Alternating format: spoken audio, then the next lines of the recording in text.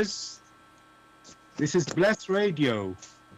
It's Tuesday evening, just after 6 p.m. UK time. This is the Spiritual Discussion Program.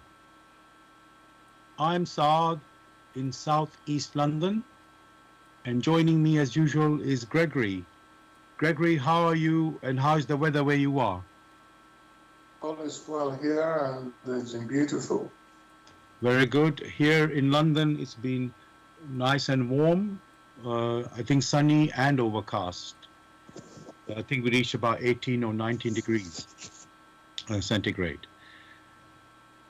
Dear listeners, as I said, this is a spiritual discussion program. The aim of the show is to introduce you to the spiritual knowledge in the light of truth, the Grail Message by Abdushin. And we have a topic for discussion every week, a new topic. The topic for tonight is religion, the cause of many woes. Religion, the cause of many woes. You are welcome to join us with any questions or comments.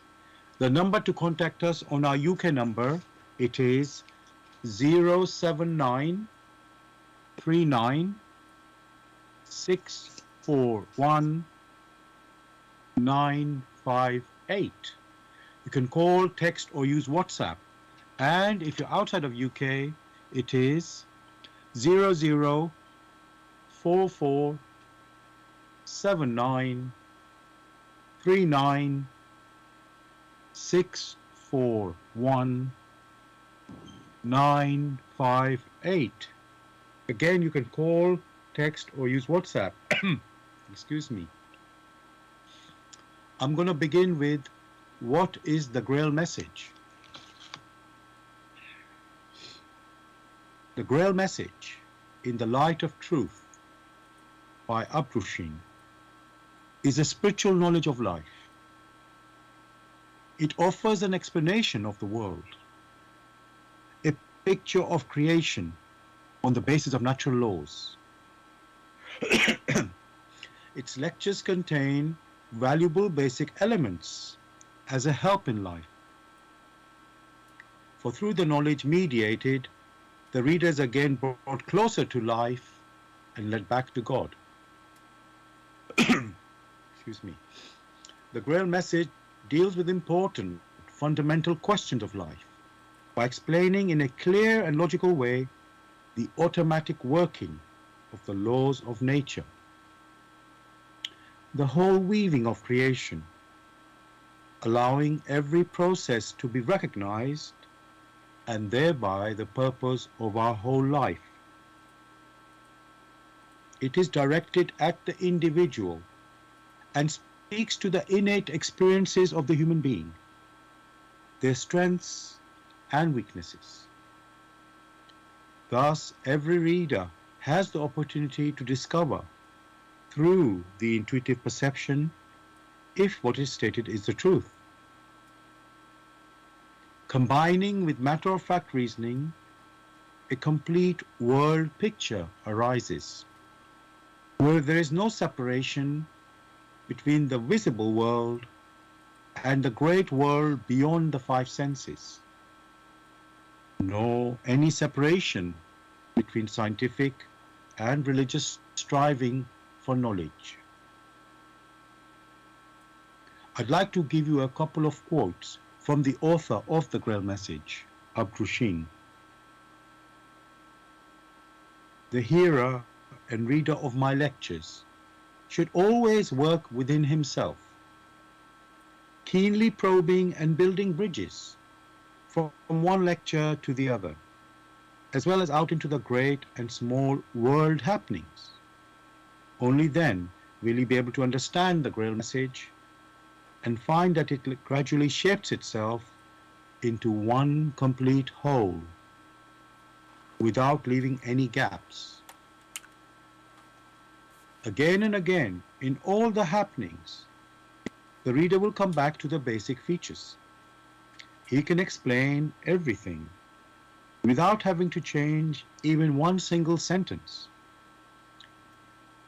the word of the Grail Message lives, so that it permits only those people who really carry the honest desire in their souls to find abundantly. All else is automatically rejected by it.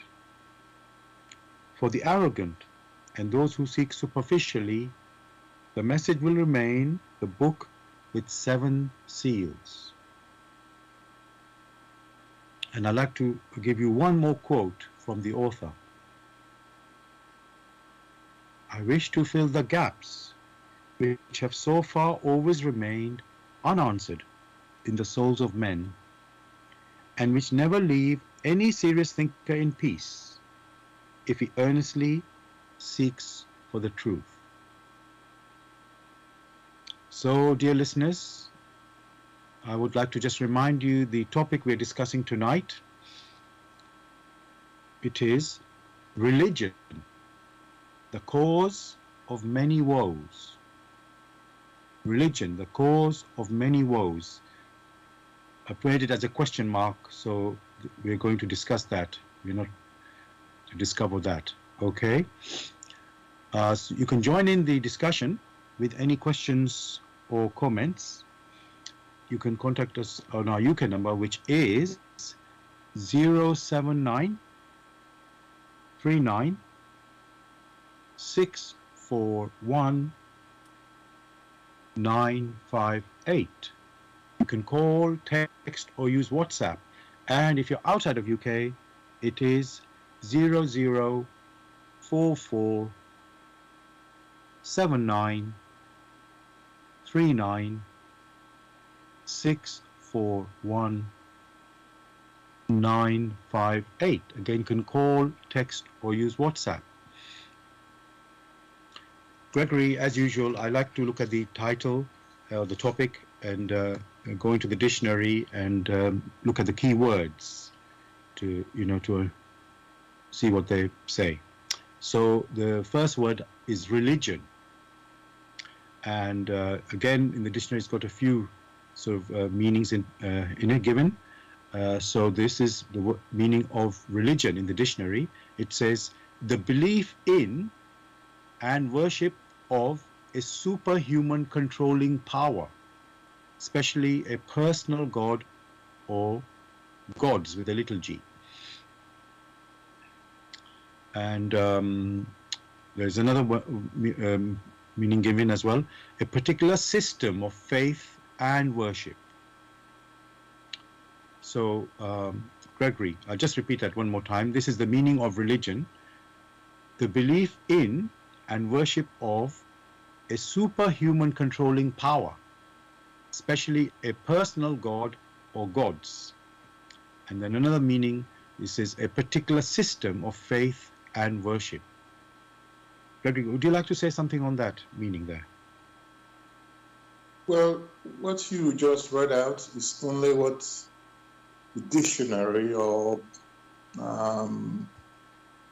general dictionaries mention, which is based on the research they have done and they have put in together.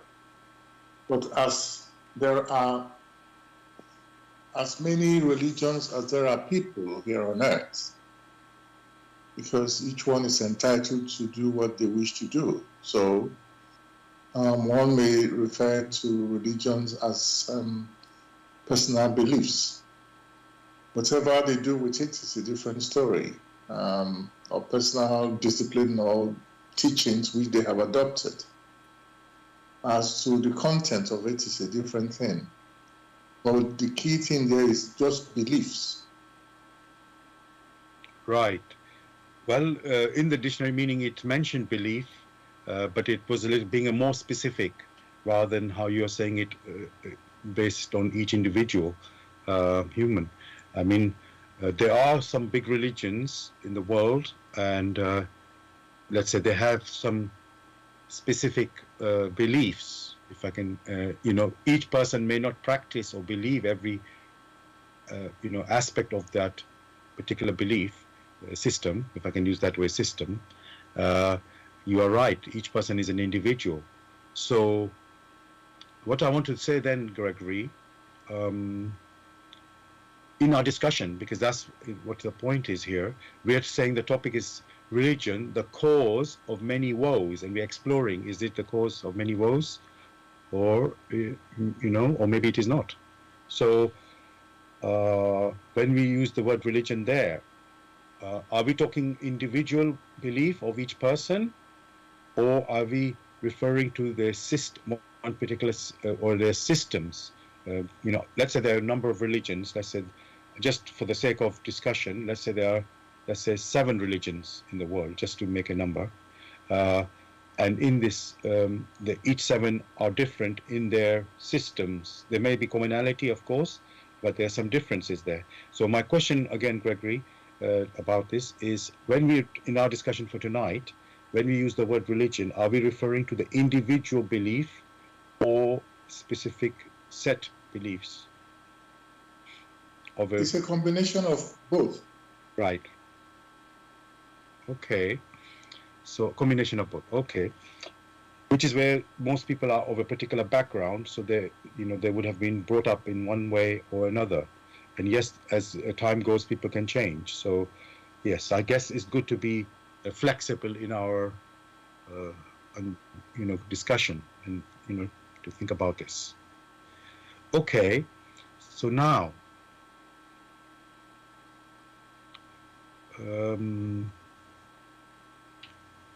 so in general, Gregory, is religion a good thing? Let's start with that. In general, is religion, because it's supposed to teach us morals and good practices, so is religion a good thing? Religion is supposed to teach us morals. Morals on what? On how we relate to others. There are religions that demand the human flesh and people should be killed. Would one call such morals? So, because these are collections, these are accumulations of different beliefs. Even within a set of belief where they have so-called uniform rules, people still have their own personal beliefs. So when you take this collection, they interpret it the way they wish to do it. Is it good? Well, through experience, one can find out whether it has been beneficial or not beneficial. For what is good must be good in accordance only with that through which they came into existence, not some arbitrary imposition and say this is good and this is not good. Thank you for that, Gregory. As usual, as when we go into our discussions, things become clearer as we go deeper into the topic. And what I can see straight away from what you just said there, because you could say something in a belief or religion may be good, but then which is morally right, let's say, and yet we can interpret it another way or even distort it, from what it originally was. So, so what something is maybe good may be twisted to something else. And then when we are saying religion, we need to know what we are talking about. Is it the good one, what was set out as good or beneficial, as you put it, or is it something that has got distorted or twisted, which is no longer beneficial, but even you could say harmful and damaging? So thank you for keeping us, you could say, on the straight and narrow, or they're being alert to whatever we are, might have general ideas of a concept, but we need to be present to the real issue. What is it that we are talking about here? So, Gregory, this is such a, how can I say, becoming difficult in a way, the topic, but we must continue in try to get to the understanding.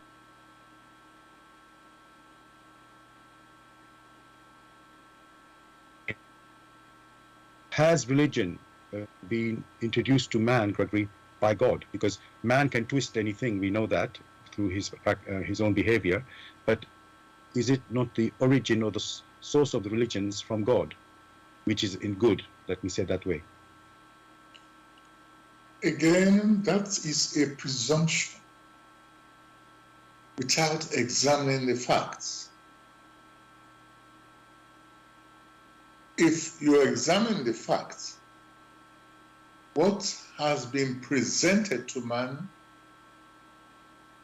is nature. For man only came through nature. Therefore, it is only right to consider that the origin of power which maintains nature, which maintains creation, must be from a source. But to now proceed further and say the beliefs which men hold, which are as varied as their thoughts, that those beliefs, which are most of the time inconsistent with the thoughts of men, which are also inconsistent with the laws which govern nature, with the laws which govern creation, such inconsistencies could not have arisen from the source that granted nature through which man exists and also lives.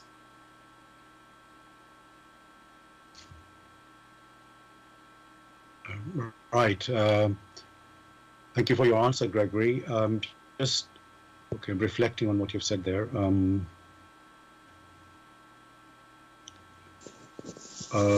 I think I sort of can follow what you're saying, just because obviously, as you say, we came through nature, and the source of nature, you could say, is the Creator, the Almighty, God, and so we receive everything, you could say, from the Creator through nature, which makes sense, and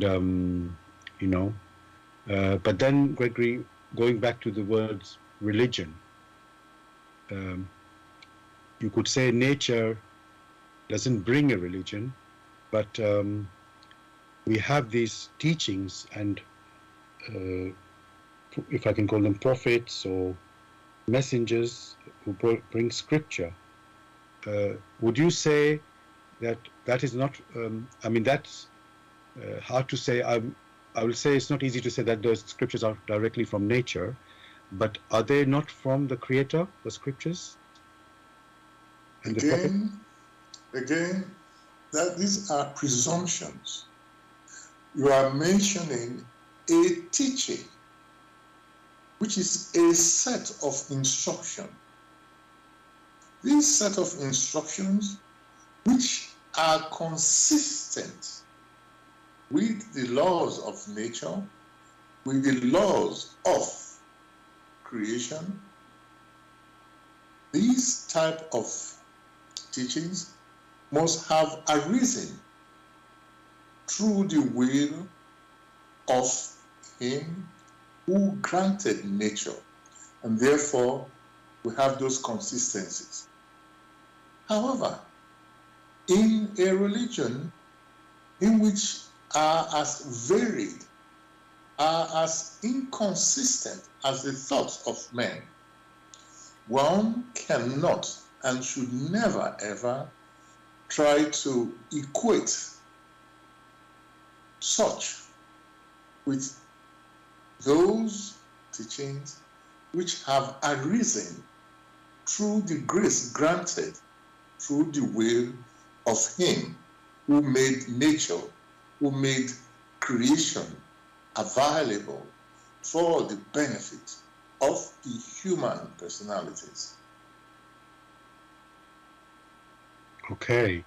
So I think you're making a distinction that there is nature, and then there is would say teachings, which I know they're two different things when you just look at it on the surface, but but it's like Gregory, put it this way, Gregory, for us to come into being and for us to have food, you wouldn't think about religion in your, let's say, it wouldn't be the first thing that come to your mind.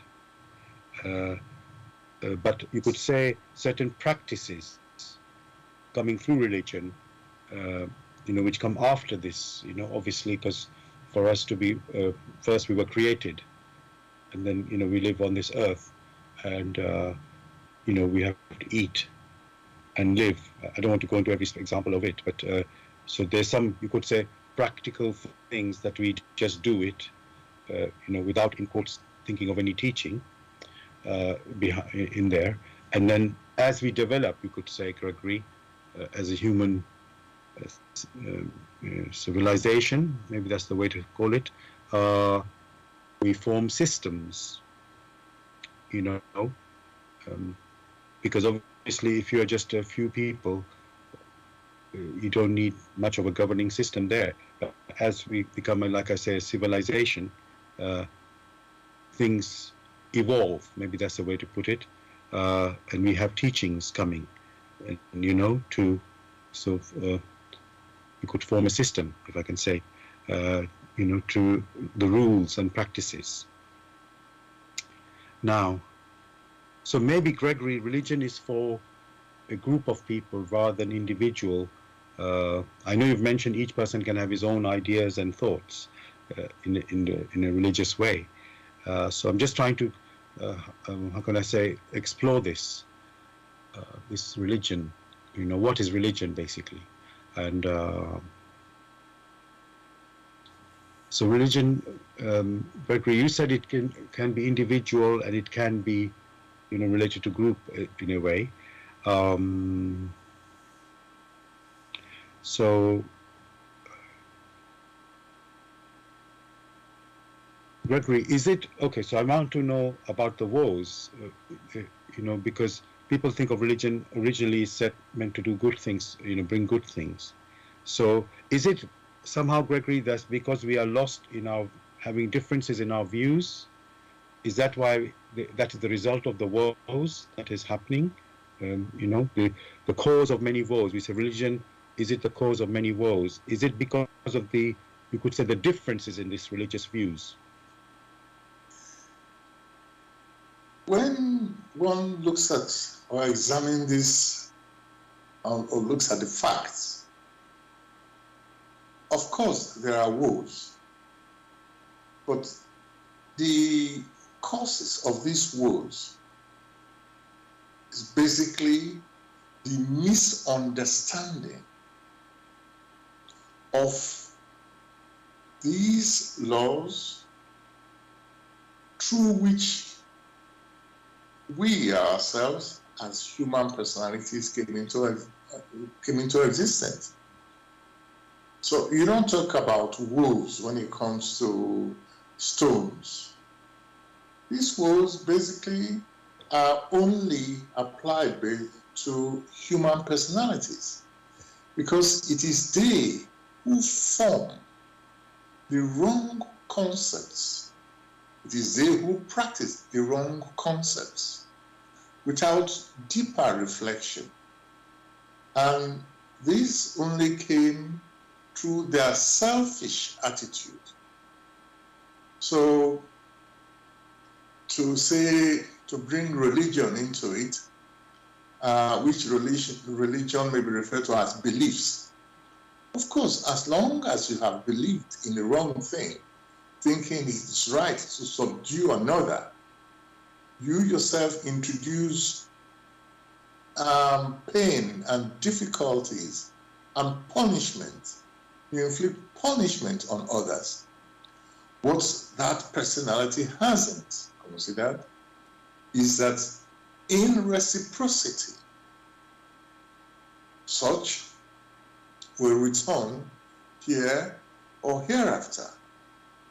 So what we're striving to do here is to look at, on one hand, those laws which govern nature, which govern all operations in nature, whether men like it or not, whether men believe or do not believe, that becomes immaterial. So that is the right perspective, because they came through these same laws. And on the other hand, the so-called beliefs in that men have invented for themselves, or the distorted concepts that they have picked out from the operations in nature, in creation, and they hold on to this. These are what form the wrong concepts which they hold, which precipitates the woes.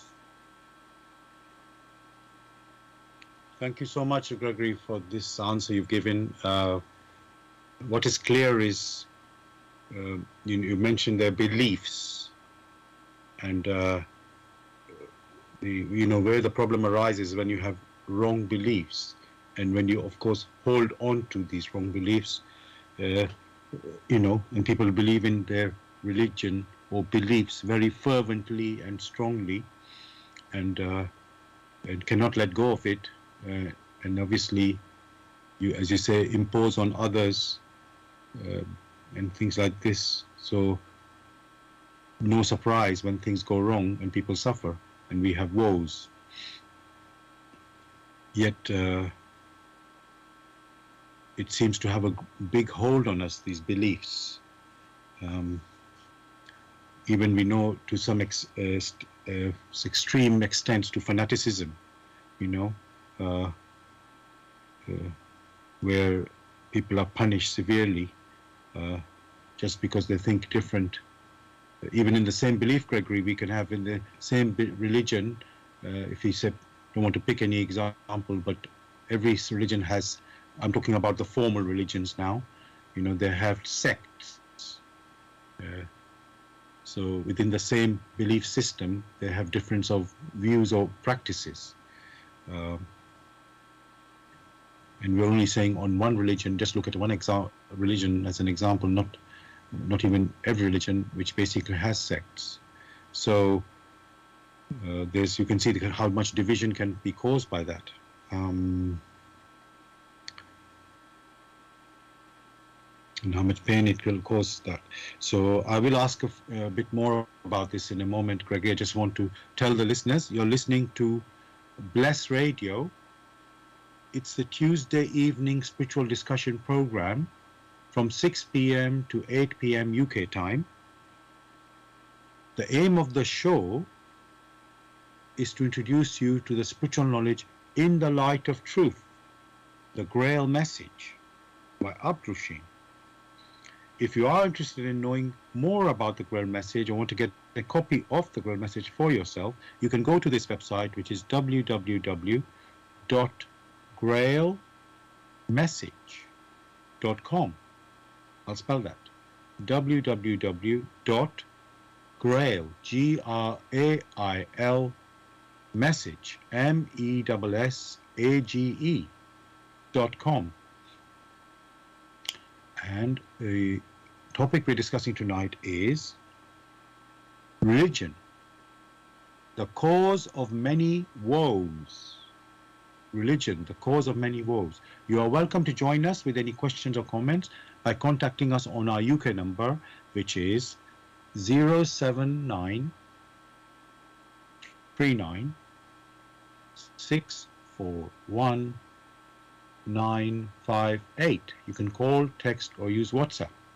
And if you're outside of UK, it is 0044 79 39 641 958. Again, you can call, text, or use WhatsApp. And we are broadcasting on Bless Radio 1, the number 1.com.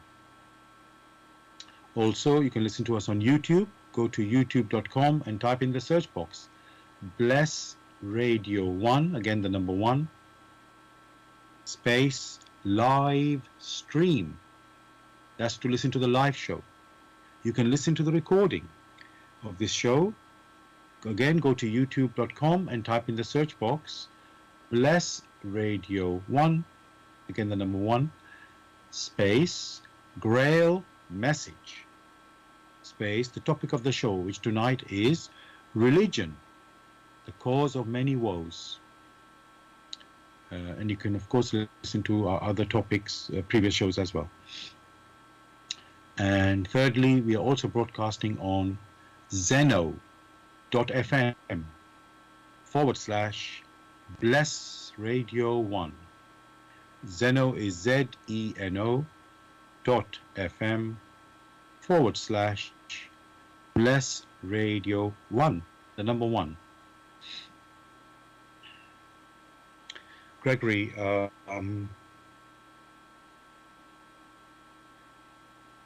these beliefs we have been talking about being the cause of many woes.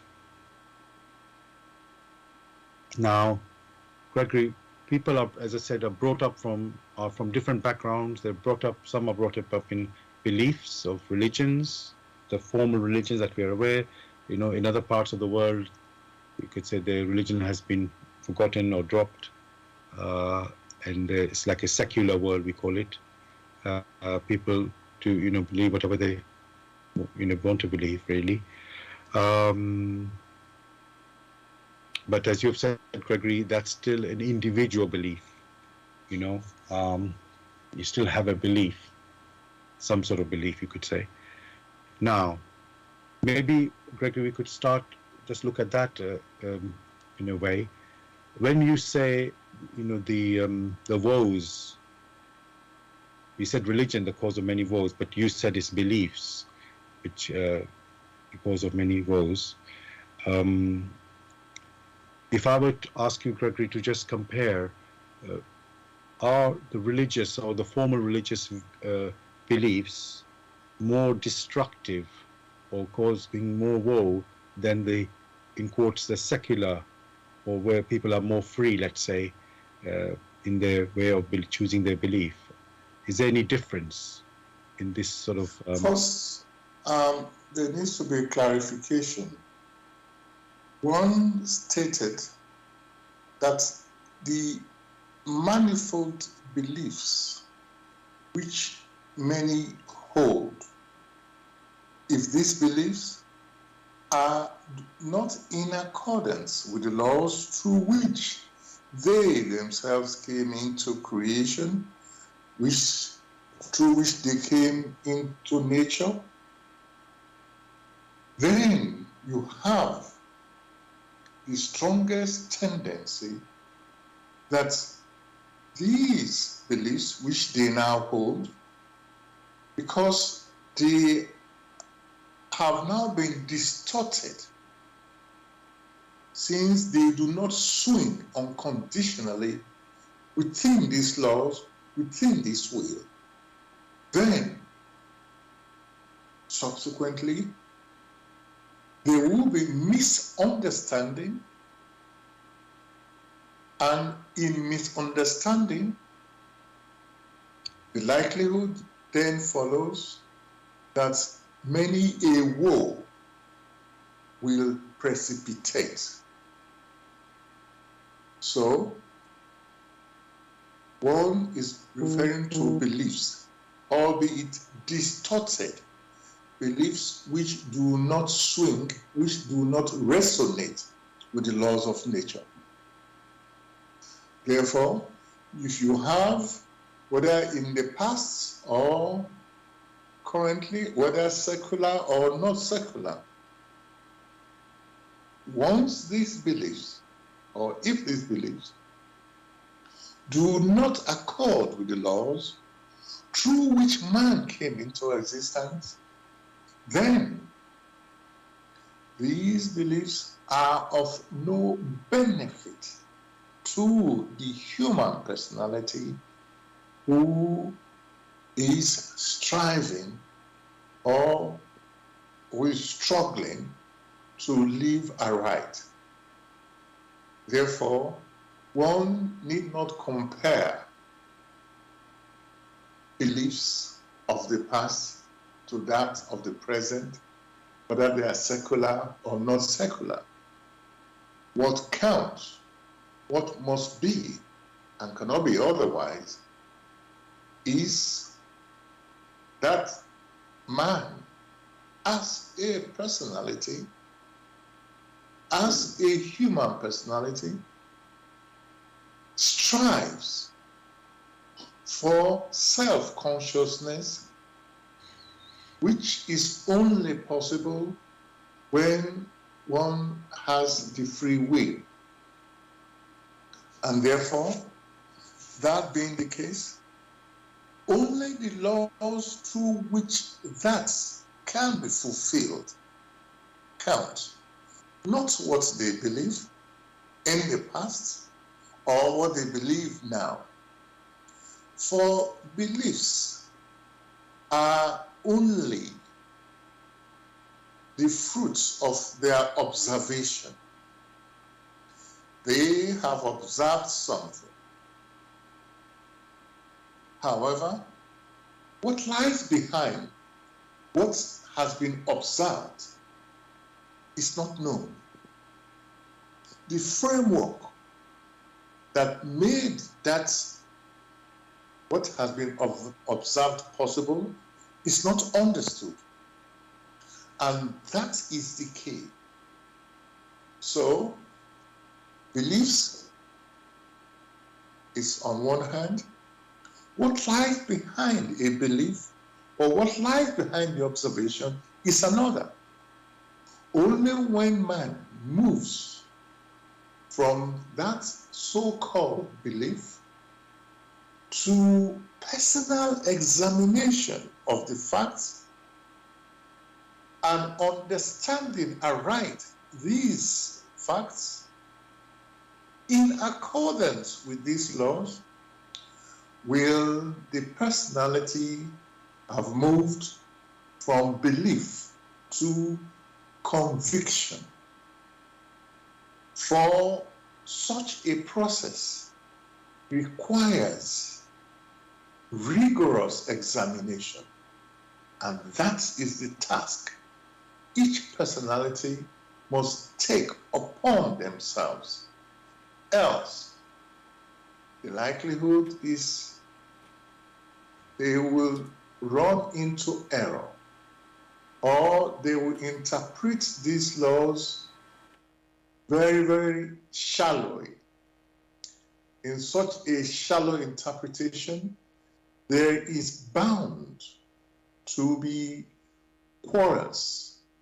There is bound to be confusion. Therefore, there is bound to be woes, which you yourself refer to. Thank you very much, Gregory, for this answer and picture that you've just painted. And, you're pointing to, as you say, the key, you could call it the key point, which is not about your belief, present or old, but, whether it aligns with the laws of nature, and which you could say, must get to know. And if we are to, let's say, be happy and successful and get benefit, and let's say have joy and peace, like we said last week, peace and harmony. And so then my next question, Gregory, is about how can we, we talk about these laws of nature, and as that it is through them that we came into being, and it's like we just take it as a, you could say, just as accept it as a fact without question, because we just know that there is nature there, and nature sort of made this world, you could say. So we just take it for granted, but maybe I should not use, I was going to use the word belief, Gregory, maybe that is also a belief that nature brought us here. So, but as you said, we must examine everything. So the question, Gregory, is, can we, and when you are saying that, question everything, you mean as an individual, right? Not, read up or follow a particular belief, or just, let's say, some system, and just say, okay, let me take that up. So what you're pointing to, Gregory, is we need to examine ourselves, so what I'm coming to, Gregory, every person, let's say, or most people, they want to know where did I come from, what is my purpose. It's like a question within each person. And then to answer this question, maybe people have looked at religions, the formal religions, like I said, and in the secular world, science, if I were to, define this. But I think, Gregory, you are pointing to that we need to do this research or examination by ourselves. And so my question about that is, Gregory, how do we do that? We just ask the question, and how will we receive an answer about how I came here? When such questions as you just posed arise, then each one must ask themselves, not other people, what tools am I supposed to use for this type of examination which is mentioned here? To present a fairly comprehensive structure, one must understand, or one must strive to understand, that one is granted, whilst here on earth, the five senses. Or do we need to investigate that we have the five senses? One must also try to understand or grasp aright what lies behind this gift of the five senses. One should not stop there. One has the ability to think. So, and this ability to think is connected to the so-called five senses, or the senses. One should not stop there. So, one can already see from the acknowledgement of the five senses to the thoughts which man has. The thoughts lie behind that as the tool of perception. It doesn't stop there. Within these thoughts, one can separate the thoughts which are gross material and the others which are non-gross material, which many will classify or categorize as one's intuition. For every personality at a matured age, along the line, has a conscience. From where does one, or where has this conscience arisen? These are the step-by-step pattern that any personality may follow. For now, having come to that realization that I have thoughts, I also have conscience, I have my intuitive impressions, then you use what you have to get what you need. You use what you have as a tool for further clarification, such that whatever accosts you in your daily life, in your daily activities, the individual must strive to grasp it in its entirety through the intuitive perception, which only means whatever has happened externally is first reflected on in thoughts and then goes back to that which is really alive, which one refers to as the soul or the spirit. If the human personality follows that path, before long, that personality will be well guided along the path through which it will come to better and finer recognition through the experiences that will now come its way.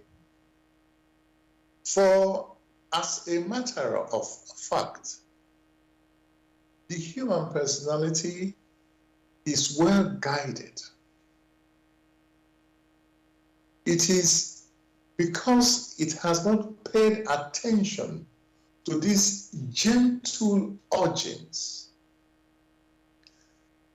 That is what has always precipitated the problem, because it takes the wrong turns. So when that question arises, how should I proceed? What should I do? Very simply, follow your intuition. Interpret it aright. For the intuition presents a picture without words. A picture without words. However, many do not follow their intuition. And when subsequently they now encounter some challenges, which challenge they are unable to resolve peacefully, they turn to violence.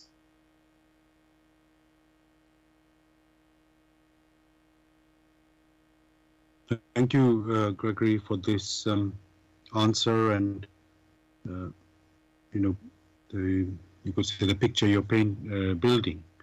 And what I'm seeing now is that this journey of discovery, of exploration, and understanding, you could say, how we came and whatever questions that arise within us, of how to resolve or do something. It is a personal journey. However, Gregory, as we discussed already, the human beings have lived and developed, their belief systems, and you're asking us to. Well, I don't know if you are saying abandon what system we have, but to use our, you could say, abilities or inner abilities, which we have, let's say, half aware of, but not really using. That, the five senses, like you mentioned, and then the intuition. And it's like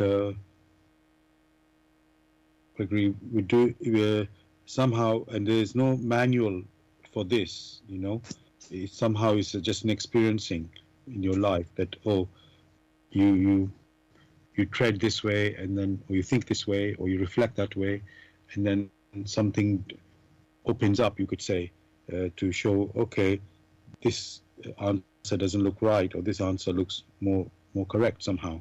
Like weighing and examining, as we say in our show all the time. So this is a pure, Gregory, just a personal, each person's individual, path to discovery, and which is very good, of course. That means, you're, let's say, you can have some confidence that you are finding these answers yourself and not following something else, just, you could say, borrowing other people's opinions or beliefs. So that sounds good, because it's like you're standing on your own feet. Now, I'm just trying to think. Do you? Okay, I just want to put a broad question now, Gregory. Is every human being capable of this? They may have the potential, put it this way, Gregory, because we all have our five senses and we all have the intuition. But with these wrong beliefs or distorted ideas and whatever words we want to use, that has, that we've been following or applying, for whatever many years we have been living, can we just sort of turn it over?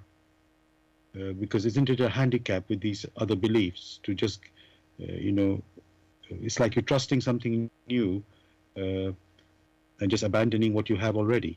So my question is, Gregory, can we just turn over to something new just like that? Or do we have to gradually get out of this false, or how would I say, distorted ideas? So something has to show us, Gregory, that we are following something wrongly before we will turn over to something else. I think that's my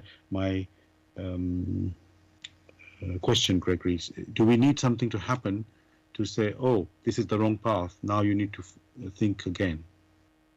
Do we need something like that to push us out into the right direction? Only through personal examination and weighing through one's intuition is one able, through experiences, to determine whether the path they have taken is right or not right. For if you consider, no two people, even if they are born in the same day of the same parents, may follow the same path in life. For one, through his personal experiences, before long we sense he or she has some urgings towards, for instance, music. Another may have some urgings towards painting. Another may have some urging towards gardening. Another may have some urging towards the flowers. So it becomes personal. But ask yourself, how did those urges which have now struck that personality, from where did they arise? Therefore, it is important that each personality must make the right efforts through silent observation For their so-called interests, these must have arisen when they are opened up either through happiness, through joys, or when they have been struck by so-called the blows that nature or the returns which strikes them, blows of faith. So you have the scenario, whether it be through the intuition of joy or that of sorrow, which many may call woes. These accost the human personality, and from these is able to learn, is able to adjust itself to the challenges, which challenges most of the time it does not know until something strikes it. So, if you do not know until something strikes, such a scenario cannot be taught in school because the schools themselves do not know. So how can they teach you what they don't know? It only means that the personality, whatever causes, whatever is able to take in, it must weigh very carefully and see how he or she has to adjust to these fine vibrations which one calls urging.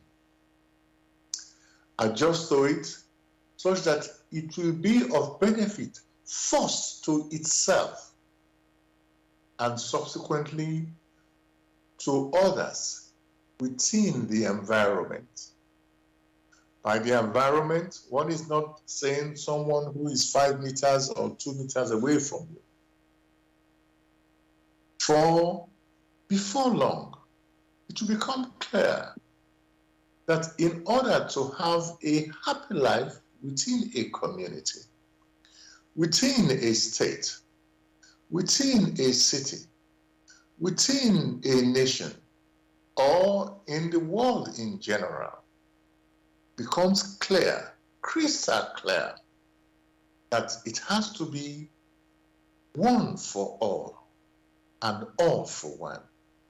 For the impressions which has struck this particular personality, in making use of it, it has been able to bring benefit to others, be it through music, be it through the works of arts, be it through the works of science, be it through the works of vigilance, vigilance in all that it does, be it through the world of gardening or of flowers or of design.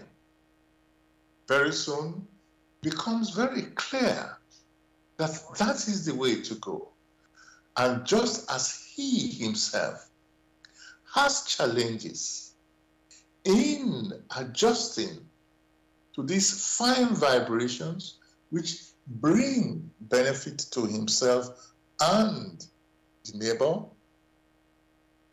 neighbor also has challenges in adjusting to these fine complementary vibrations which also bring benefit to himself and to the whole. And in such a scenario,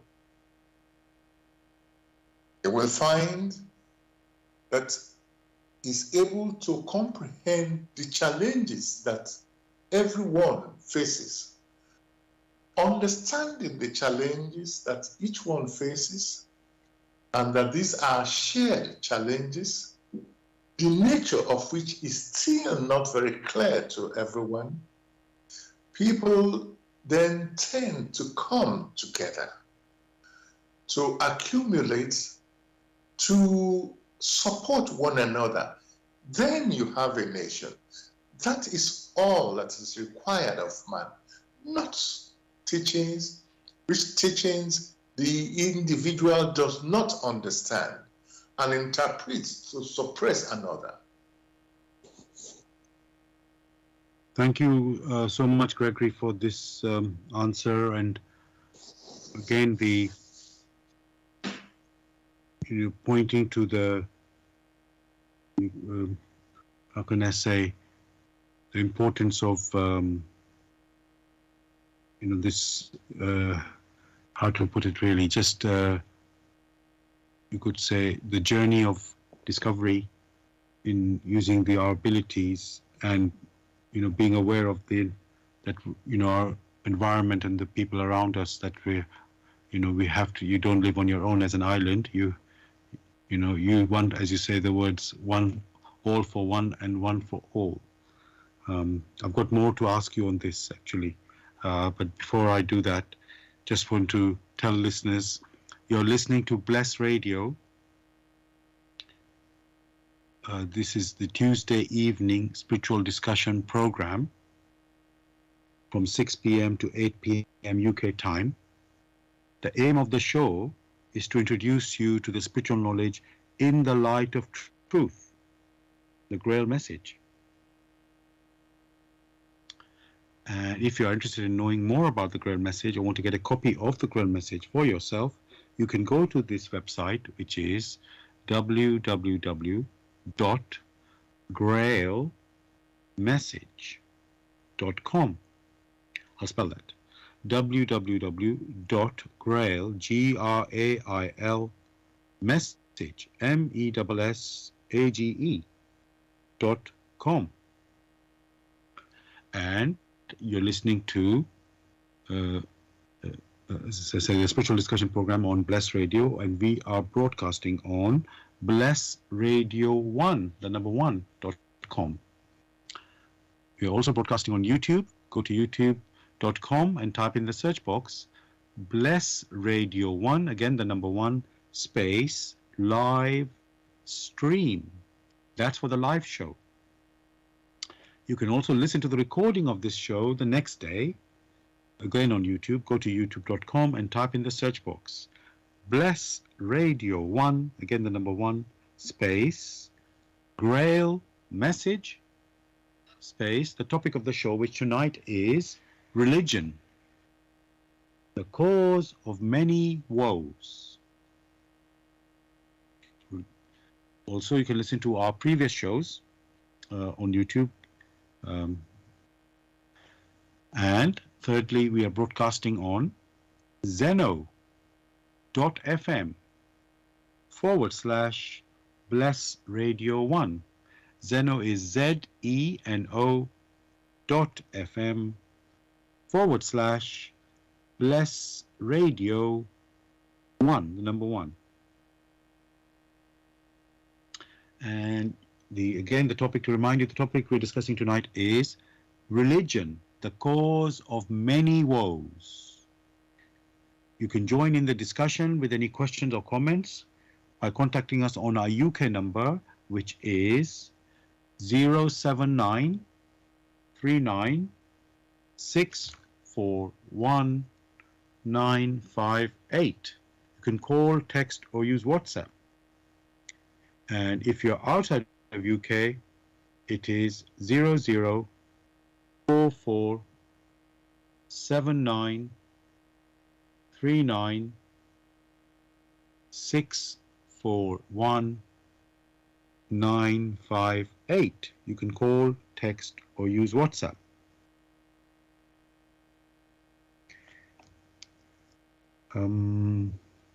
Gregory, when you were giving the answer to the last question, I was thinking, let's say we personally have our own question or an issue we want to resolve. We think deeply about it and, reflect on it and so on. And maybe, Gregory, that's just involving us or somebody, let's say just one other person. So, but I'm then thinking, Gregory, we live in a family or society, and we need to work with other people. So when there's an issue where you could say people have different beliefs or views in how they deal with whatever things they're dealing with and in their life. And you now, you've said already, the idea is to be one for all and all for one. But what, Gregory, what can you do when there are people with these different views to, let's say, how your attitude might be, as I say, which is to stand for one for all and all for one. Others may not be thinking like this. And, because we said religion is, or these views are the ways to many woes, or the cause of many woes. And so what I'm asking, Gregory, it also refers to our previous topic in the last week's show of peace and harmony. Are we meant to just, Gregory, work on ourselves and, deal with, let's say, things which are right next to our home life, you could say, things that we can deal with, and how can I say, and not worry so much about the more, how can I say, other issues which are, let's say, require the community or the neighbors, if I can say that. It's not the best way to put it, but so maybe, Gregory, as you said, do things step by step. So maybe, Gregory, do we start working on ourselves first, and then before you could say, deal with issues which are, let's say, broader? The question must always be, should each person not know himself first? After all, the challenges he or she faces are personal, or these challenges, the impact on the person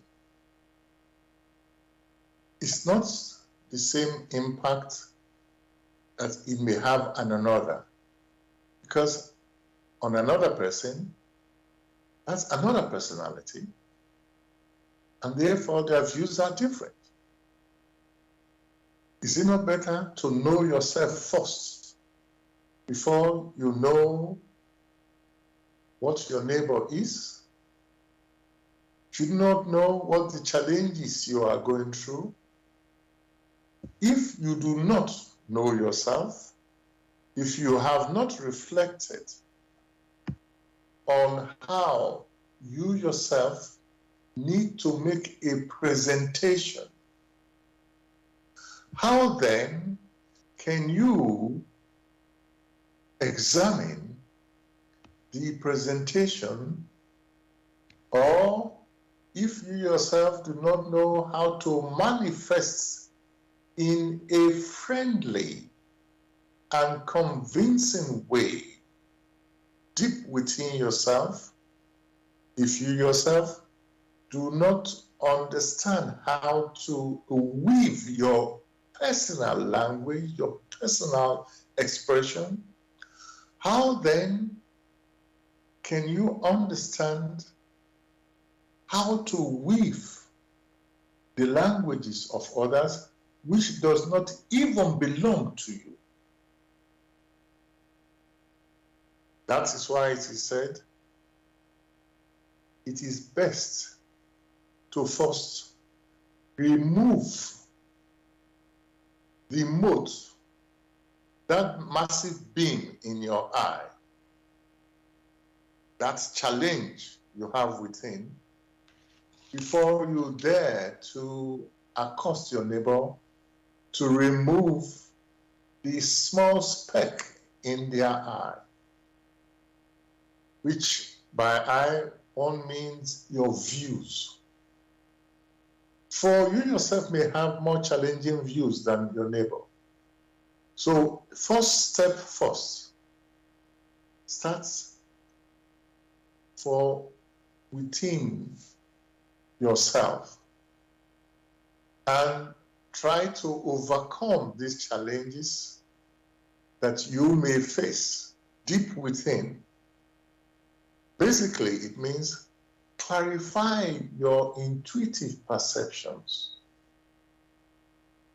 When in the process you have clarified your intuitive perceptions, then you are in a position to some extent, to grasp the challenges which others may have because you yourself have gone through it. You cannot teach somebody music when you yourself do not even know the notes. You can't speak a language, or you can't teach somebody a language when you yourself don't understand it. So, know thyself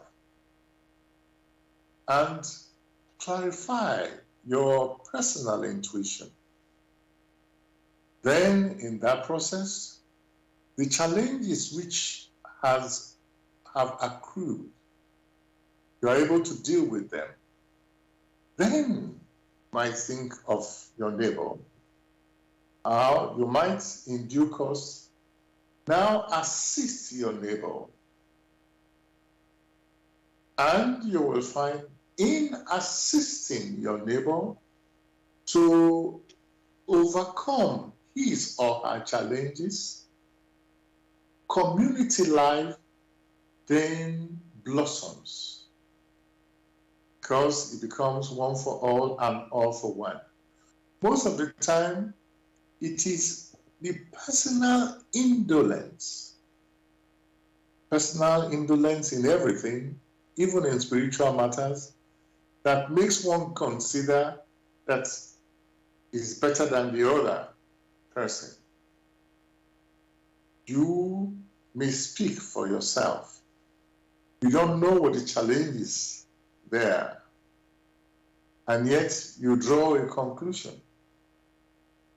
So, whatever the individual wishes to accomplish, that effort, first and foremost, must be the transformation of he himself through the clarification of its intuition. That is the first step. All other steps are dependent on this first step. Thank you again, Gregory, for this answer and explanation. And as you said, have to go one step at a time. And I would say, let's say, Gregory, people have a dream you could say, well, people say making a difference in the world, do something for the world.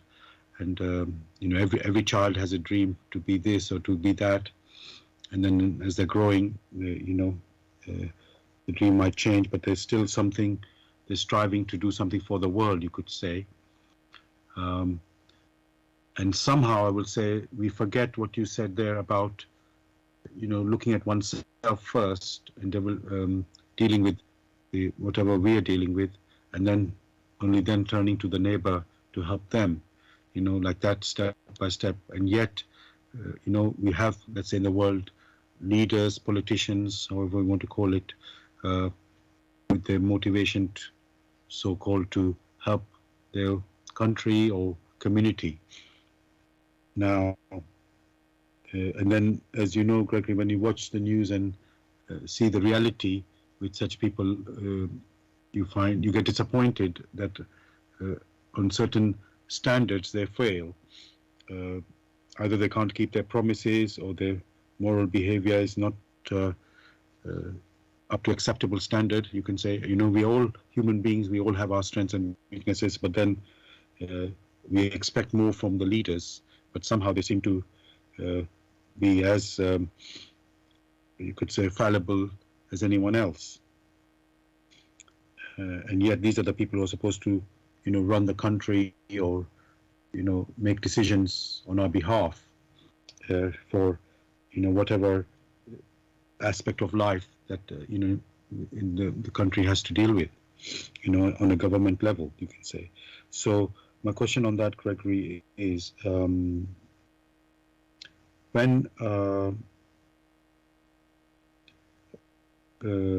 we know that people almost, Gregory, what I'm pointing to, Gregory, when we see that the politicians or leaders are like this, that they're not up to the standard that we expect, we lose trust in them, and we lose faith in what they say, and it's like, and then we think all of them are like this, and you, how can I say, you lose your optimism or hope for the future, you could say, and you accept, you could say, lower standards to what, the ideals that we have.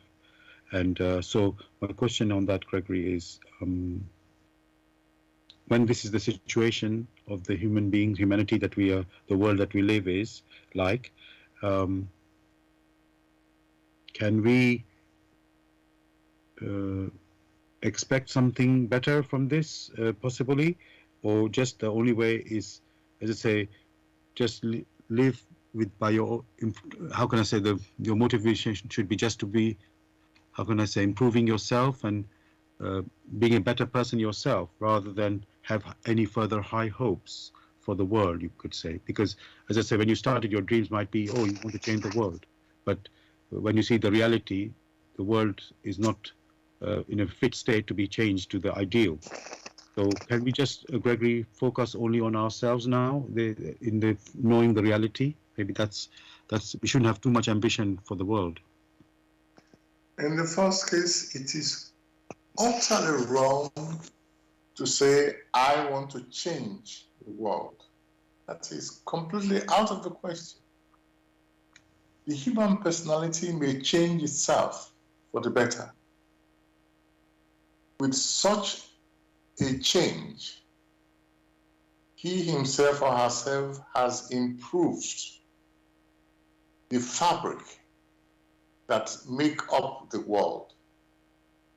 So if along that view, it has improved itself in accordance with the laws through which it came into existence, then it has changed the world. But to go after others and with the view, I want to change the world, it is giving itself an impossible task.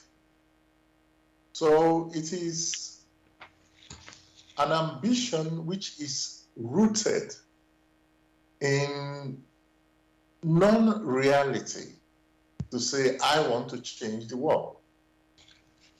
A better expression would be, I want to improve on myself. And in making provisions through my services, one is then able to help others. Not that one wants to change others. For how can you want to change others when you yourself have not changed? So all these belong to the expressions that many use, which are so confusing.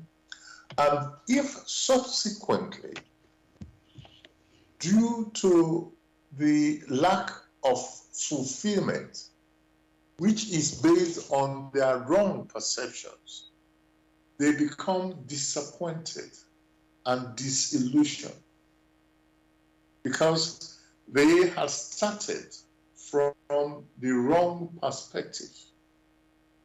As with everything, whoever desires or whoever wishes to have that which is good must first be good. And in accordance with the laws which operate in creation, sooner or later, here or hereafter, that personality will automatically attract those who are of similar or homogeneous perspective.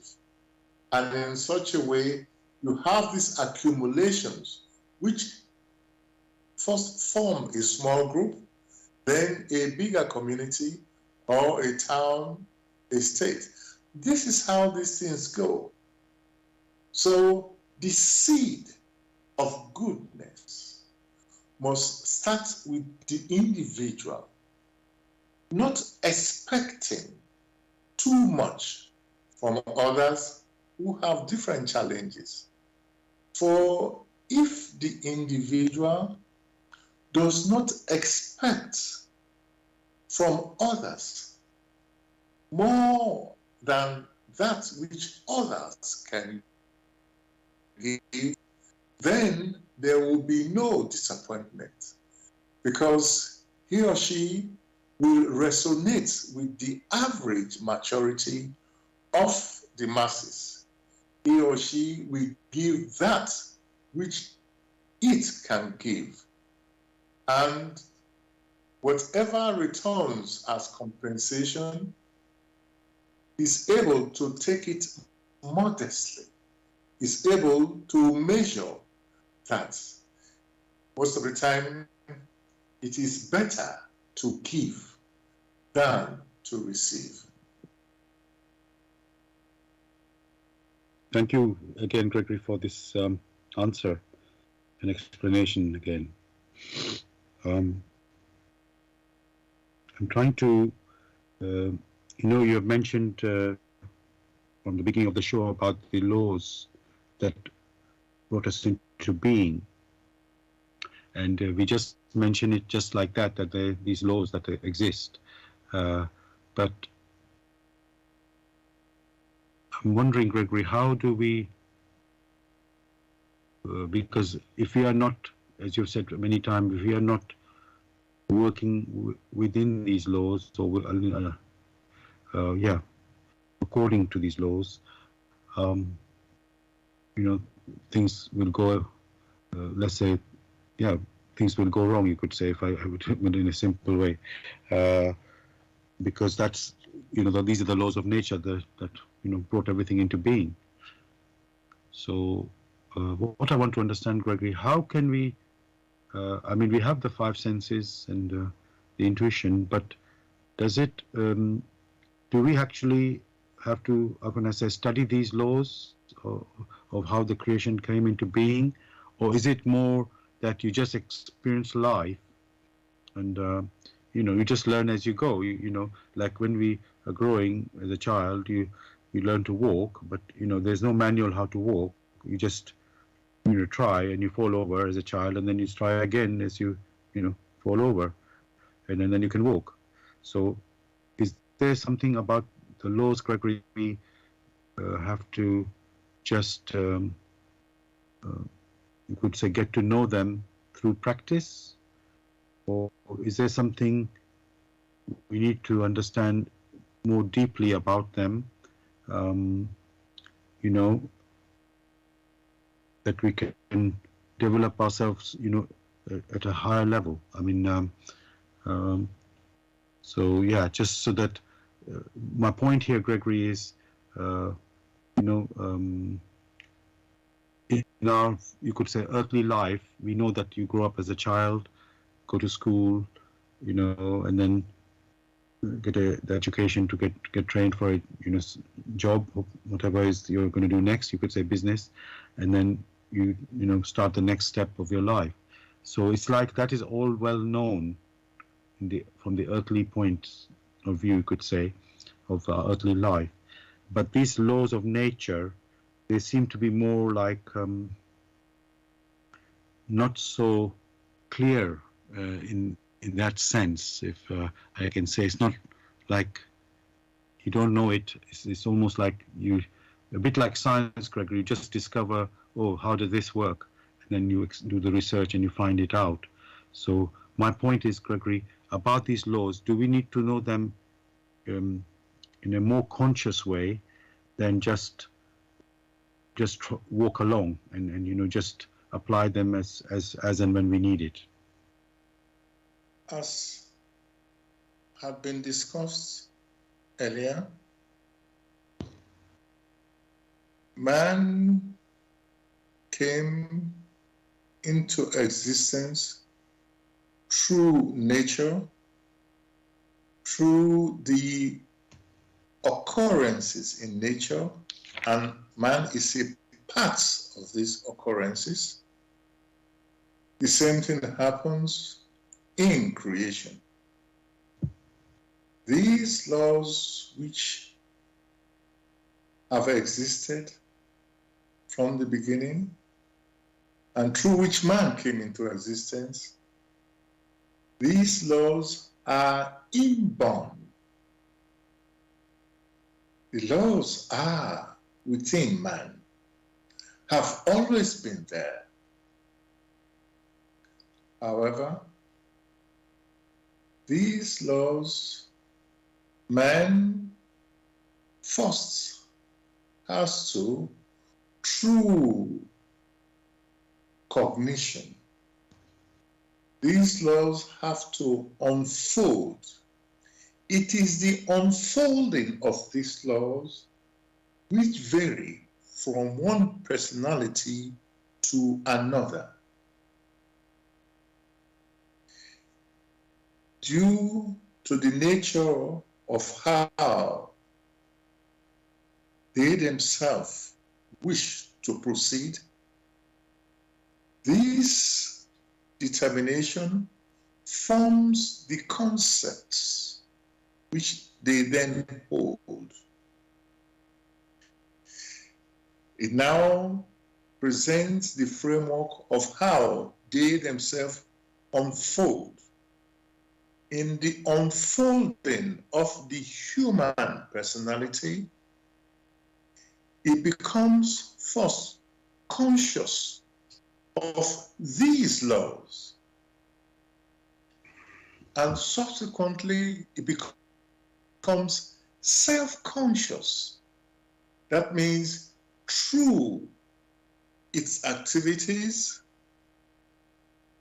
it moves from belief, which one may refer to as consciousness, which one may refer to as awareness, to conviction, which only means in making use of these inner urgings, of these which are inborn, of this framework, of the structures through which it has come into existence, it will come to know the manifestations of these structures, of these processes, more and more.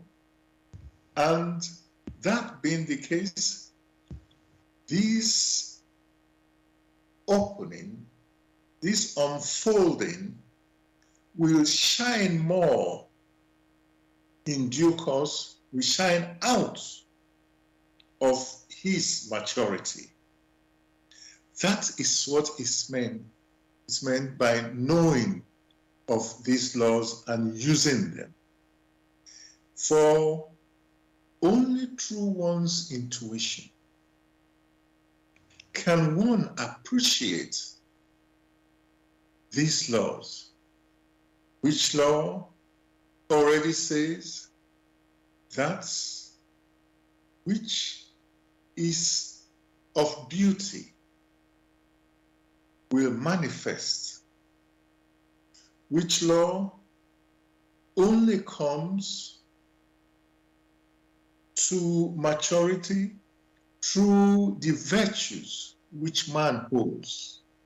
So as long as man strives after the virtues, which virtues were discussed the last time, then these laws will manifest more and more through the inner activities of man in his or her intuition. If the human personality does not use these urgings, for when it makes a request intuitively, there is subsequently, when it observes very carefully, there is a reciprocity. That reciprocity is such that that which it is striving after or striving for, it is gradually led across that path, which paths may be challenging. In that reciprocity, it becomes convinced through its activities that, in fact, the operations is such that there is reciprocal action.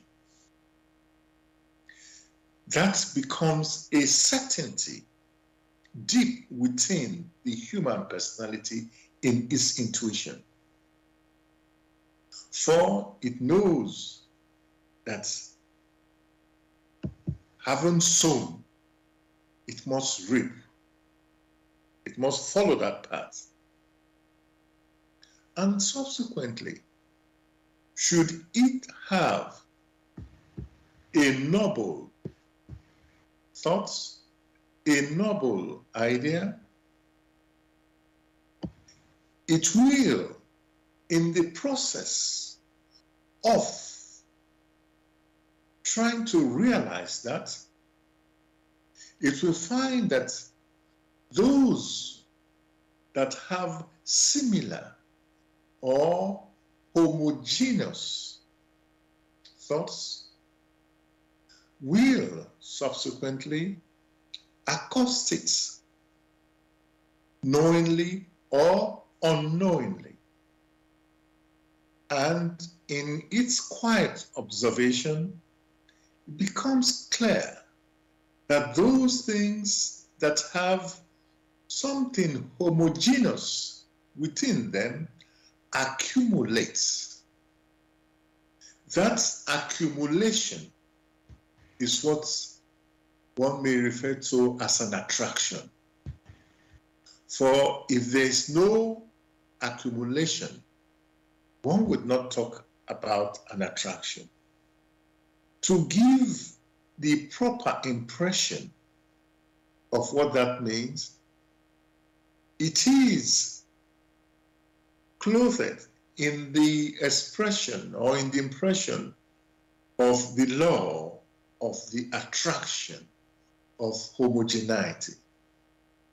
It is the motion in creation that made this be. For motion is a law in creation. Man, or whatever that one has observed in nature, in creation, only came into existence in the intrinsic motion or in this intrinsic movement of the activities in nature, in creation. So motion is always there. Does one need to go to school to know how to breathe? Does one need to go to school to know that man has to eat? Does one need to go to school to understand that when a child has been born, it needs to be nourished before it starts playing around? These are the questions that one asks oneself. So these laws through which the human personality came into existence in motion, in creation, in nature, these laws unfold themselves in all the operations in man's activities. Only in the realization, only in the way many or some have made it known personally to themselves, only in this way are there differences. So no school is required for this, but man must, through his intuition, do the evaluation. Thank you, Gregory, for this answer and showing us, you could say, how we should look at our development in our life and living our life. Not yes, we are used to going to school, like you say, and following a particular path there, but then there's other things also in life where you could say we learn as we go in this, without having to go to school or something like that. So it's like, I was going to say horses for courses. What you need, for some things you need to go to school, and other things you just have to use the abilities that you have, and they will, as you go along, things will come, what you need will be shown to you. So thank you for that. Dear listeners, just want to remind you, you're listening to Bless Radio. It's the Tuesday evening spiritual discussion program from 6 p.m. to 8 p.m. UK time. The aim of the show is to introduce you to the spiritual knowledge in the light of truth, the Grail Message by Abdushin. And if you are interested in knowing more about the Grail Message or want to get a copy of the Grail Message, then you can go to this website, which is www.grailmessage.com. I'll spell that, www.grail, Grail, message, MESSAGE.com. And you're listening to us on Bless Radio 1, the number 1.com. Also, you can listen to us on YouTube. Go to youtube.com and type in the search box Bless Radio 1, the number 1, space, live stream. That's for the live show. You can also listen to the recording of this show the next day. Go to youtube.com and type in the search box Bless Radio 1, the number 1, space, Grail Message, space, the topic of the show, which tonight is religion, the cause of many woes. Of course, you can also listen to our previous shows also on YouTube.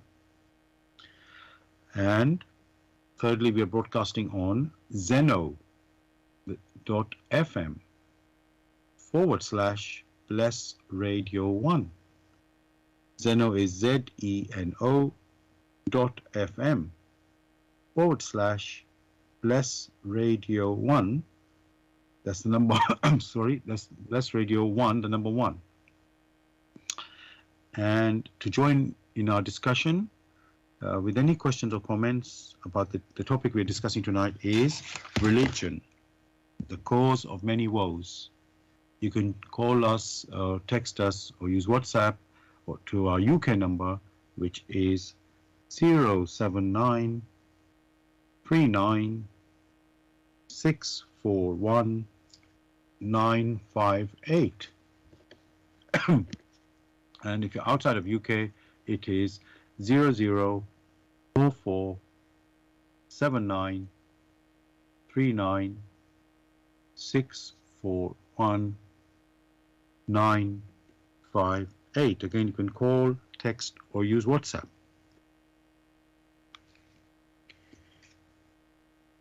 Gregory,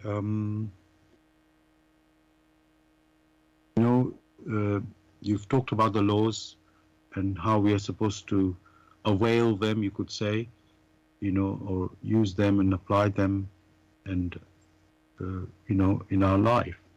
And there are the laws of nature, so you could say these are meant to be natural for us to be aware of them or to apply them. And however, the reality is, Gregory, we already know from the way, with the environment issues, how things are getting very tough, the weather patterns. some places getting very hot, some places getting very cold, lots of flooding, and all sort of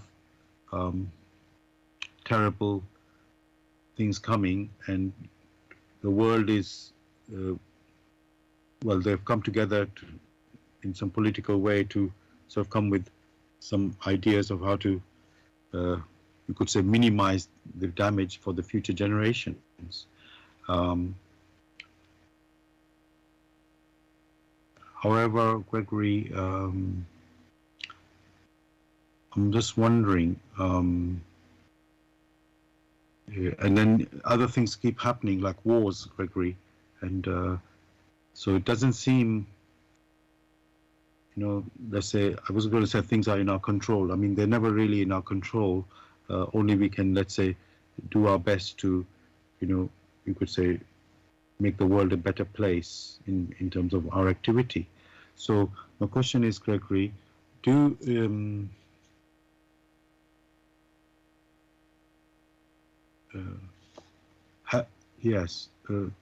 we need a cooperation of all the world to make this world, how can I say, be safe for the future? Or is it that some can survive this might sound a bit funny and weird, but I just want to look at this point that does it mean, my point is, Gregory, does the all humanity must work together to save the humanity for the future, or can some survive for those who who do, let's say, try to be living in the right way, environmentally speaking, let's say, who try to do that? Because let's say everybody's got their own agenda in the countries that we have, and some people are more willing to change quickly, others are more, to change at a different speed. So my question is, Gregory, if that is the case, everybody's going at different rates, can this world so be safe for the future? What's the prospect of that? Hello? Yes, I'm here. Can you hear me? Yeah. Human spirits always have their free will to make decisions.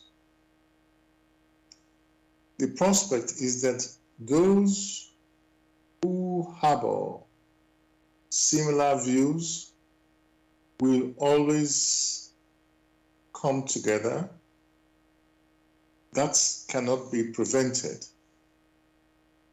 Those who have other views, even within the other views, they will come together to move forward.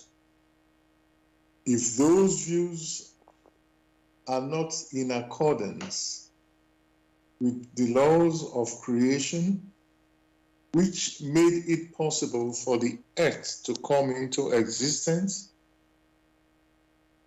through their insistence on how they wish to go,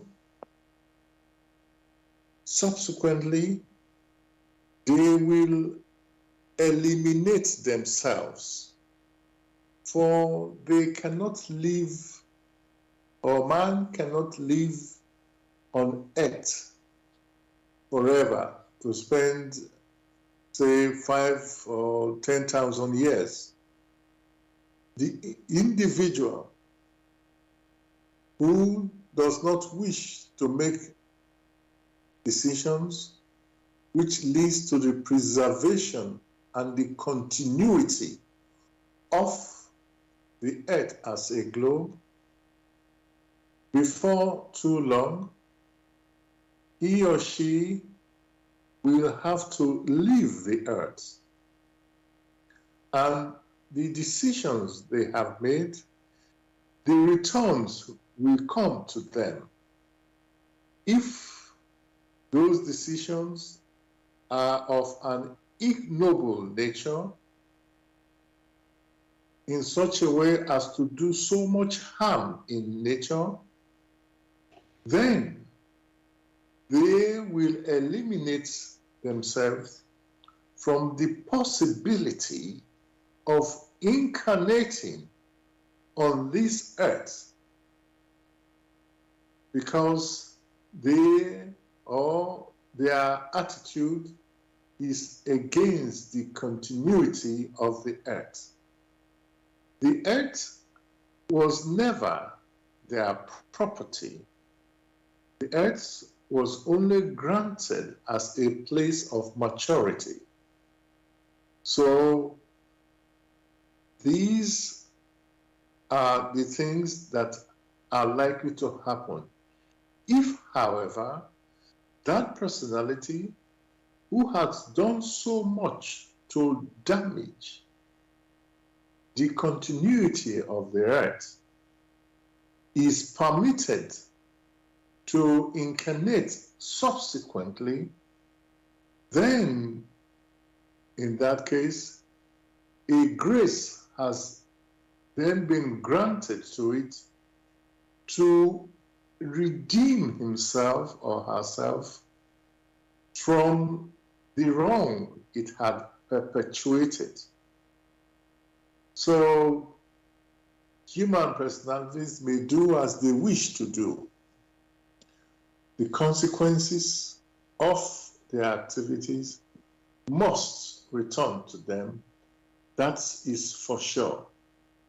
When those consequences will come, will be here or hereafter. Thank you for that answer, Gregory. As going back to this environmental sort of issues that man is sort of dealing with, let's say there are many, you could say, Pacific islands or let's say little islands in the oceans, doesn't matter which ocean, that are in danger of flooding and, well, disappearing, is to be blunt, because they're just a little bit above sea level.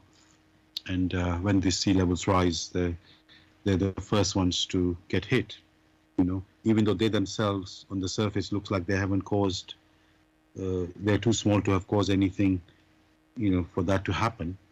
But because of this is a world system, one world system, one part of the world, the activity also reaches to the other part of the world.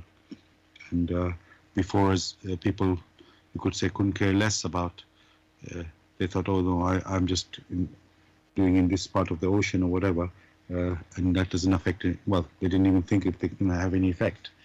And now, knowing how big this world is and with so many people, and the pollution that we cause, the impact is becoming very, very clear, that it affects globally, whatever you do.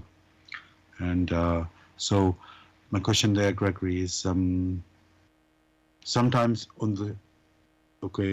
it might appear, or there are people who are suffering, and who are vulnerable, most vulnerable, let's say, seem to be the least guilty, if I can say it that way, in their own fate of destruction.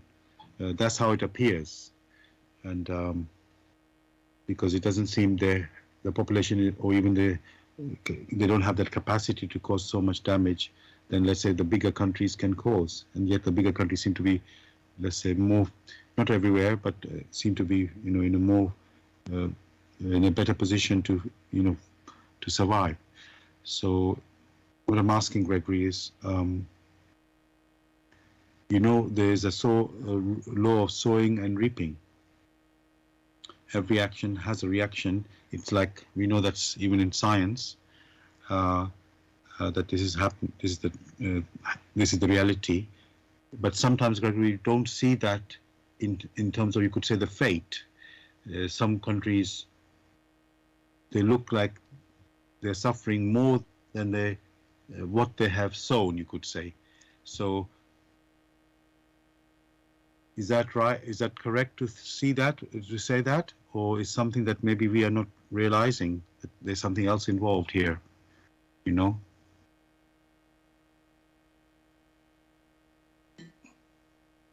Hello? Yes. Do you hear me? Yes, I heard. The thing or the problem is always that many are too quick to draw conclusion. For when you take the case of a farmer who goes to the farm and sows wheat, it takes a few months for the wheat to grow and mature and produce the harvest. The same thing with the farmer who plants maize.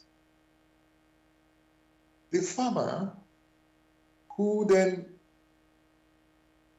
plants or sows wine trees for apples, or say an apple tree. The time of maturity for the wheat is different from the time of maturity of the apple. So to now expect the returns at the same time, that will not be in accordance with the laws of creation. For these are different species, although they are both plants, or one may refer to them as different subspecies. Their maturities vary. So also with the activities of men. You find some of those things which they themselves have sown, the returns come very quickly in one earth life. Some could be within weeks or months or some days or even years.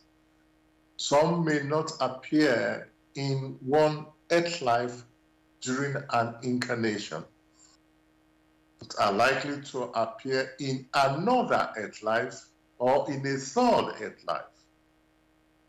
So these things are different.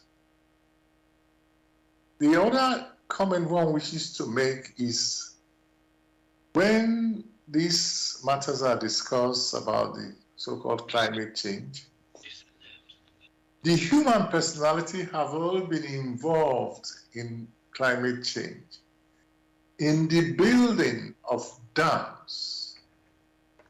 You have that when these dams are built, in quotes, to either provide water or for irrigations or for consumption, many vegetation, many villages are submerged. And in a mini climate, there's a change within that particular neighborhood. New type of trees are then grown, some in desert condition. There is also the case where there is the diversion of rivers from the path which they took initially to other paths. So there has always been interference between the flow of the currents, maybe water currents on the surface of the earth. There's also this interference where a lot of the hydrocarbon deep within the earth are then withdrawn for use. This also has impact on the environment. These are the physical impacts which many are able to identify. But before these physical impacts, which are perceptible to the five senses externally, there are the thoughts of men. There are the intuitions of men. Before man started making use of these so-called resources of the earth, there is the thoughts, the thinking, the plan. That is where the challenge is. For the human personality to reevaluate its thinking, to reevaluate its intuition, to ensure, in accordance with the will of Him that placed man in nature, in creation to mature, that whatever he or she plans will be of benefit to him or to her, and also to the environment. Which environment is not only that which man is able to perceive with his physical senses, but also able to perceive with the intuitive sensing. Of benefits, that means to be of upbuilding, such that he and others who have come into creation also benefit from that activity of man. So it is very important that we change our way of thinking to ensure that way of thinking is of benefit, not only to us, but also to others. By others, one is not only referring to human personalities. There are others. The plants, the animals, there are others which we cannot perceive with our physical eyes. By others, those who are responsible for the maintenance of nature, for the maintenance of creation. These are beings. These are beings that also serve in the will and in the love of the Almighty, that also deserve benefits, that also deserve consideration. But if man pumps out horrific thoughts, which thoughts make it impossible or near impossible for them to function the way they should, they are also impacted adversely, just as many others are impacted. So these are the whole things that man should consider. And these other beings, including ourselves as human personalities and others, are the neighbors that Christ was referring to. That means we should strive in such a way that our activities, first in our thoughts, are of benefit, not only to us, but all those who have also come into existence and are striving to also mature, just as we are striving to mature. Thank you so much, Gregory, for this answer and pointing us to how we should see life and